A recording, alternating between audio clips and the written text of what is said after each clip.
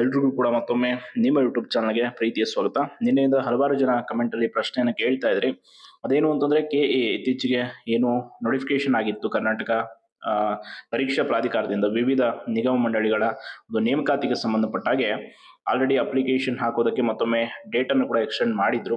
ಇದೇ ತಿಂಗಳ 24ನೇ ತಾರೀಕುವರೆಗೂ ಕೂಡ ಅವಕಾಶ ಇರುವಂಥದ್ದು.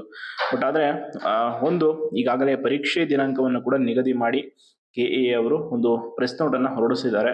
ಸೊ ಈ ಪ್ರೆಸ್ ನೋಟಲ್ಲಿ ಯಾವ್ಯಾವ ಒಂದು ಪರೀಕ್ಷೆಗಳ ದಿನಾಂಕ ಯಾವಾಗ ನಿಗದಿಯಾಗಿದೆ ಅಂದರೆ ಇಲ್ಲಿ HK ನಾನ್ HK ಎರಡು ನೋಟಿಫಿಕೇಶನ್ ಆಗಿತ್ತು. ಸೊ HKದು ಯಾವ ಪರೀಕ್ಷೆಗಳು ಮತ್ತು ಯಾವ ದಿನಾಂಕದಂದು ಎಲ್ಲವೂ ಕೂಡ ಮಾಹಿತಿಯನ್ನು ಕೊಟ್ಟಿದ್ದಾರೆ. ಮೊದಲನೇದಾಗಿ ಕಲ್ಯಾಣ ಕರ್ನಾಟಕಕ್ಕೆ ಸಂಬಂಧಪಟ್ಟಾಗ ಅಂದರೆ HK ಇಲ್ಲಿ ನೋಡ್ಬೋದು, ವಿವಿಧ ಇಲಾಖೆ ನಿಗಮ ಮಂಡಳಿಗಳಿಗೆ ಹುದ್ದೆಗಳಿಗೆ ಸ್ಪರ್ಧಾತ್ಮಕ ಪರೀಕ್ಷೆ ನಡೆಸುವ ಸಂಬಂಧ ಪರೀಕ್ಷಾ ವೇಳಾಪಟ್ಟಿದು 19ನೇ ತಾರೀಕಿನ ಒಂದು ಪ್ರೆಸ್ ನೋಟ್.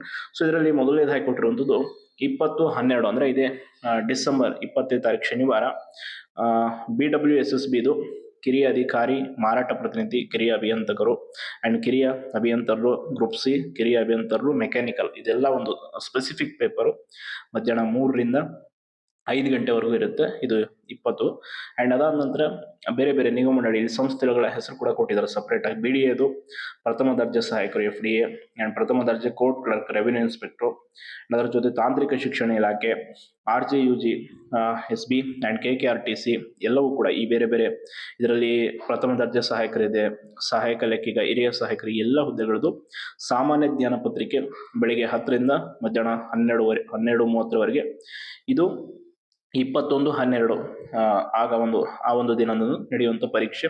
ಅದಾದಮೇಲೆ 24/1 ಅಂದರೆ ಜನವರಿ 24, 2026ಕ್ಕೆ ಮತ್ತೊಂದು ನಿಗಮ ಮಂಡಳಿಯ ಪರೀಕ್ಷೆಯನ್ನು ಕೂಡ ನಿಗದಿ ಮಾಡಿದ್ದಾರೆ. ಒಟ್ಟಾರೆಯಾಗಿ ಡಿಸೆಂಬರ್ ಮತ್ತು ಜನವರಿ ತಿಂಗಳಲ್ಲಿ ಈ ಒಂದು HK ಪರೀಕ್ಷೆ ನಿಗದಿಯಾಗಿದೆ. ಅಂದರೆ ಡಿಸೆಂಬರ್ 20ರಿಂದ ಶುರುವಾಗಿ ಜನವರಿ 22 ಅಪ್ ಟು ಫೆಬ್ರವರಿ 22ರವರೆಗೂ ಕೂಡ ಬೇರೆ ಬೇರೆ ದಿನಾಂಕಗಳಂದು ಪರೀಕ್ಷೆ ನಿಗದಿ ಮಾಡಿದ್ದಾರೆ.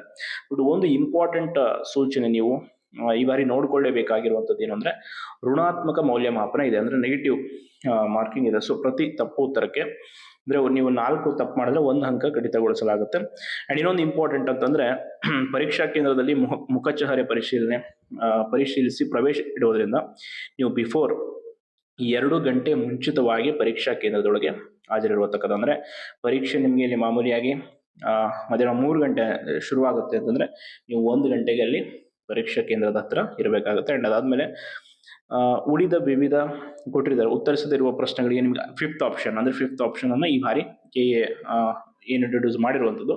ಸೊ ಅಲ್ಲಿ ನಿಮಗೆ ಹೆಚ್ಚುವರಿ ಟೈಮ್ ಕೂಡ ಕೊಡಲಾಗುತ್ತೆ ಅಂತ ಹೇಳಿದ್ದಾರೆ. ಫಿಫ್ತ್ ಆಪ್ಷನ್ ಕೂಡ ನೀವು ಇಲ್ಲಿ ಅಂದರೆ ನೀವು 4 ಬಹು ಆಯ್ಕೆ ಇರುತ್ತೆ ನಿಮಗೆ ಪ್ರತಿ ಬಾರಿ ಗೊತ್ತಿದೆ. ಫಿಫ್ತ್ ಆಪ್ಷನ್ ಏನು ಅಂದರೆ ನೀವು ಆ ಪ್ರಶ್ನೆಗೆ ಉತ್ತರ ನೀಡಿದ್ದೀರಾ ಇಲ್ವಾ ಅನ್ನುವಂಥದ್ದನ್ನು ಅಲ್ಲಿ ಶೇಡ್ ಮಾಡಬೇಕಾಗುತ್ತೆ. ಅದಕ್ಕೂ ಕೂಡ ನಿಮಗೆ ಹೆಚ್ಚಿಗೆ 5 ನಿಮಿಷಗಳ ಸಮಯಾವಕಾಶ ಕೊಡಲಾಗುತ್ತೆ. ಬೆಲ್ ಆದ ನಂತರ ಹೆಚ್ಚುವರಿಯಾಗಿ 5 ನಿಮಿಷ ಕೊಡಲಾಗುತ್ತೆ ಅಂತ ಹೇಳಿದ್ದಾರೆ. ಆ್ಯಂಡ್ 3 ದಿನಗಳಲ್ಲಿ ಪ್ರಾಧಿಕಾರದ ವೆಬ್ಸೈಟಲ್ಲಿ ಪ್ರಕಟಿಸುವ ಬಗ್ಗೆ ಅಂದರೆ ಟೈಮ್ ಟೇಬಲ್ ಬಗ್ಗೆ ಹೇಳಿದ್ದಾರೆ. ಆಲ್ರೆಡಿ ಕಾರ್ಯನಿರ್ವಾಹಕ ನಿರ್ದೇಶಕರ ಸಹಿ ಕೂಡ ಇರೋದ್ರಿಂದ ಇದು ಅಧಿಕೃತವಾಗಿ ಪರೀಕ್ಷಾ ವೇಳಾಪಟ್ಟಿ ನಿಗದಿ ಆಗಿದೆ. ಇದು HKದು. ಆ್ಯಂಡ್ ನಾನ್ HKದು ಪರೀಕ್ಷೆ ದಿನಾಂಕ ಏನೇನಿದೆ ಅಂತ ನೋಡೋಣ ಬನ್ನಿ. ಆಗಲೇ ನೀವು HK ಪರೀಕ್ಷೆ ದಿನಾಂಕವನ್ನು ನೋಡಿದ್ರಿ.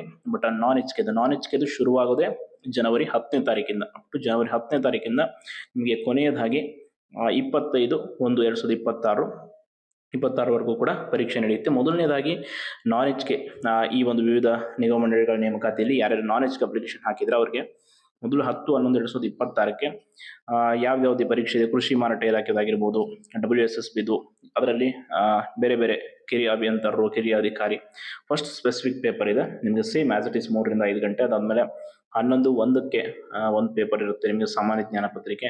ಆಮೇಲೆ 11/1ಕ್ಕೆ ಮತ್ತೆ ಇನ್ನೊಂದು ಪೇಪರು ಕನ್ನಡ ಮತ್ತು ಇಂಗ್ಲೀಷ್ ಅಂದರೆ ಕಮ್ಯುನಿಕೇಷನ್ ಪೇಪರು. 25/1 ಜನವರಿ 25ಕ್ಕೂ ಕೂಡ ಒಂದು ಪರೀಕ್ಷೆ ಇರುತ್ತೆ. ಒಟ್ಟಾರೆ ಸೇಮ್ ನಿಮಗೆ ಡಿಸೆಂಬರಿಂದ ಶುರುವಾಗಿ ಜನವರಿಯಿಂದ ಅಪ್ ಟು ಫೆಬ್ರವರಿವರೆಗೂ ಕೂಡ ಪರೀಕ್ಷೆಗಳು ನಿಗದಿ ಆಗಿದೆ, HK ನಾನ್ HK ಎರಡೂ ಸೇರಿ. ಇಲ್ಲಿ ಇನ್ನೊಂದು ಸಂಶಯ ಅಂತಂದರೆ ಇತ್ತೀಚೆಗೆ 56% ರಿಸರ್ವೇಷನ್ ಕೇಸ್ ಕೋರ್ಟಲ್ಲಿ ನಡೀತಾ ಇದೆ. ಆ್ಯಂಡ್ ಅದಕ್ಕೆ ಸಂಬಂಧಪಟ್ಟಾಗೆ ನೋಟಿಫಿಕೇಶನ್ ವಿಷಯದಲ್ಲಿ ಒಂದಿಷ್ಟು ಕೋರ್ಟ್ ನಿರ್ದೇಶನ ಮಾಡಿರುವಂಥದ್ದು ಈ ಮೀಸಲಾತಿ ಸಮಸ್ಯೆ ಬಗೆಹರಿಲಿ ಅಂತೇಳಿ. ಬಟ್ ಅದು ಇದಕ್ಕೆ ಸಮಸ್ಯೆ ಆಗುತ್ತಾ ಅಂತ ಕೇಳೋದಾದರೆ ಸದ್ಯದ ಮಟ್ಟಿನಲ್ಲಿ ಈ ಒಂದು ಪರೀಕ್ಷೆಗೆ ಮತ್ತು ನೇಮಕಾತಿಗೆ ಸಂಬಂಧಪಟ್ಟಂಗೆ ಯಾವುದು ಕೇಸ್ ನಡೆಯುತ್ತಾ ಇಲ್ಲ ಆ್ಯಂಡ್ ಯಾವುದೇ ಸಮಸ್ಯೆ ಇಲ್ಲ. ಬಟ್ ಇನ್ ಕೇಸ್ ನಾಳೆ ಕೋರ್ಟ್ ಏನಾದರೂ ಬೇರೆ ರೀತಿ ಆದೇಶ ಮಾಡಿದ್ರು ಕೂಡ ಅದು ಇದಕ್ಕೆ ಸಮಸ್ಯೆ ಆಗುತ್ತಾ ಇಲ್ವಾ ಅನ್ನೋಂಥದ್ದನ್ನ ಕೆಎ ಮತ್ತು ಸರ್ಕಾರ ಅಥವಾ ಈ ಕೆಎ ಅವರೇ ಸ್ಪಷ್ಟಪಡಿಸ್ತಾರೆ. ಅಲ್ಲಿವರೆಗೂ ನೀವು ಯಾವುದೇ ಗೊಂದಲಗಳನ್ನ ಇಟ್ಕೊಳ್ಳದೆ ನಿಮ್ಮ ಪರೀಕ್ಷೆ ತಯಾರಿಯನ್ನು ಮಾಡ್ಕೊಳ್ಳಿ. ಅಂಡ್ ಏನ್ ಎಕ್ಸಾಮ್ ಟೈಮ್ ಟೇಬಲ್ ಬಿಟ್ಟಿದ್ದಾರೆ ಸೊ ಅದ್ರ ಪ್ರಕಾರ ನಿಮ್ಮ ಪ್ರಿಪ್ರೇಷನ್ ಮಾಡಿ. ಇನ್ ಕೇಸ್ ನಾಳೆ ಏನು ಸಮಸ್ಯೆ ಆಗಿಲ್ಲ ಅಂದ್ರೂ ಕೂಡ ನೀವು ಇದೇ ಗೊಂದಲದಲ್ಲಿ ಇದೇ ಟೆನ್ಷನ್ ಅಲ್ಲಿ ಪರೀಕ್ಷೆಯನ್ನ ಚೆನ್ನಾಗಿ ಮಾಡದೆ ಇರುವ ಅವಕಾಶವನ್ನು ಕಳ್ಕೊಳ್ಬೇಡಿ. ಇದೊಂದು ನಾನು ನಿಮಗೆ ನೀಡುವಂತ ಒಂದು ಸಲಹೆ. ಯಾಕಂದ್ರೆ ಯಾವುದರ ಬಗ್ಗೆ ಕೂಡ ಅಧಿಕೃತವಾಗಿ ಗೊತ್ತಿಲ್ಲದೆ ಮುಂಚಿತವಾಗಿ ನೀವು ಓವರ್ ಥಿಂಕ್ ಮಾಡುವಂಥದ್ದು ಸರಿಯಲ್ಲ. ಸೊ ಅದು ನ್ಯಾಯಾಲಯಕ್ಕೆ ಬಿಟ್ಟಿದ್ದು, ಅದಿನ್ನು ವಿಚಾರಣೆ ಹಂತದಲ್ಲಿರುವಂಥ ಪ್ರಕರಣ ಆಗಿರೋದ್ರಿಂದ ಅದಕ್ಕಿನ್ನೂ ಯಾವುದೇ ಅಧಿಕೃತ ಅಂತಿಮ ಆದೇಶ ಇಲ್ಲ.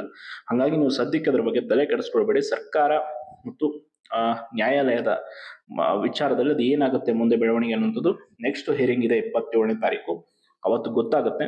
ಅಲ್ಲಿವರೆಗೂ ನೀವು ಇದರ ಬಗ್ಗೆ ತಲೆ ಕೆಡಿಸಿಕೊಳ್ಳದೆ ನಿಮ್ಮ ಪ್ರಿಪ್ರೇಷನ್ ಇಂದ ಆಸ್ ಇಟ್ ಈಸ್ ಅದನ್ನು ಮುಂದುವರಿಸಿ ಪರೀಕ್ಷಾ ಸಿದ್ಧತೆಯನ್ನು ಚೆನ್ನಾಗಿ ಮಾಡಿಕೊಂಡು ಪರೀಕ್ಷೆ ಬರೀರಿ ಅಂತ ಹೇಳ್ತಾ ಧನ್ಯವಾದ.